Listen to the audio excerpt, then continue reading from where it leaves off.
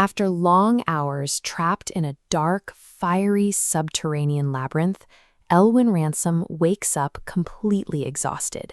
His mind is clouded by hunger and delirium, and he lies still in the dark, debating whether pushing forward is even worth the effort. His memory of the environment is chaotic, defined by an utterly hostile scale. A massive stone gallery sits open to a pit of fire on one side. Clouds of steam roar up from the depths, and far below in the dim light, massive earth beetles crawl 2 by 2 across the stone, looking the size of gnats from a distance. As he stumbles through the echoing darkness, his feet suddenly lose their grip on the clay. Without warning, he plunges straight down into a deep, violently fast-flowing underground river. Tumbling through the pitch-black rushing water, he is entirely helpless. Deafened by the noise and battered by the current, he fully expects to be crushed against the rocky walls or swept directly into the central pit of fire. Too exhausted to struggle, he simply lies back and waits for death. Ransom survives, but his recovery cannot be a simple matter of walking away. A man broken by the physical and spiritual intensity of his battle with the unman requires a complete disassembly. To be whole again, he must be stripped of his old self in the dark and rebuilt from the ground up. That rebirth begins with a sudden environmental shift. The violent underground river deposits him into the shallows of a broad pool. The air is warm and filled with daylight, reflecting off the walls of a cave made from spectral blue, translucent rock. He enters what can only be described as a second infancy. For days, or maybe weeks, he barely moves. The planet itself passively nurtures him back to health. He wakes only to pull glowing, grape-like fruit from branches bowing to his upstretched hands, and then slips back into a deep, dreamless sleep. Yet, looking at this passage from the text, there is one lingering anomaly resisting the planet's healing. Ransom discovers a serious injury on his heel. It is a slow, continually bleeding wound inflicted by human teeth, the blunt, crushing teeth of our own species. The teeth belong to Weston, the human host of the evil Ransom defeated deep underground. This persistently bleeding bite is Ransom's physical tether to Tellus, the old solar name for Earth. It represents the inescapable trauma and inherent violence of our fallen human world. To take the necessary psychological step to heal, Ransom uses a sharp stone to carve a formal memorial into the cave wall.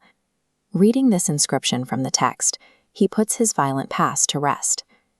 Scanning further down, the subject becomes clear: Edward Rolls Weston. Ransom chooses to honor his enemy, leaving his hatred behind in the cave.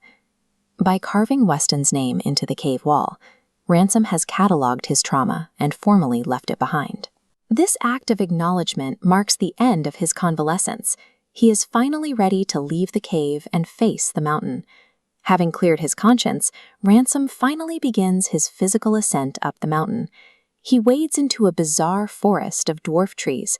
Instead of leaves, these trunks grow long blue streamers that flow downhill in the wind, creating a sea of rippling, water-like movement around his knees. This mid-altitude tier is dense and vibrant, overflowing with pollen and life. Unlike Earth's wilderness, there are no predatory threats here. Ransom pushes through the thickets effortlessly, noting that the branches are entirely devoid of thorns. Following the sound of deep, joyful singing, he presses through the brush and encounters a massive black beast. It sits upright like a dog, towering over Ransom, with an enormous rounded belly and soft pads like a camel's.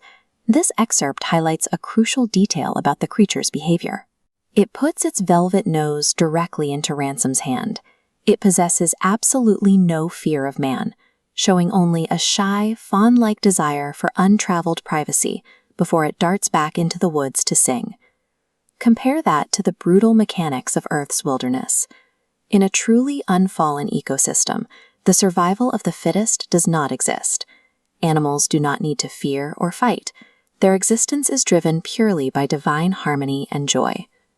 Ransom continues his climb, pressing into the incredibly steep slopes leading toward the rose-red peaks. Despite using both his hands and feet to pull himself up the mountainside, he operates with an unnatural stamina, feeling absolutely no physical fatigue. As he nears the pass, this block of text describes a bizarre paradox. He is overwhelmed by a profound sense of perfect duty to enter the secret peaks, colliding directly with an acute feeling that he is trespassing on sacred ground. Pushing through the pass, he discovers a hidden summit. It is a shallow, serene cup in the mountain, sheltering a perfectly clear pool of water framed by deep rose-tinted lilies. But looking at the text detailing the water's edge, we find a jarring discovery sitting among the flowers, an empty, open coffin. The text clarifies its true purpose. It is a celestial chariot, supervised by the Eldila, prepared specifically for Ransom's return journey to Earth. This ascent from the subterranean dark to the unfallen peaks served as a process of restoration. Ransom has been healed so that he might possess the physical and spiritual stamina to climb into that coffin and return to the fallen world he left behind.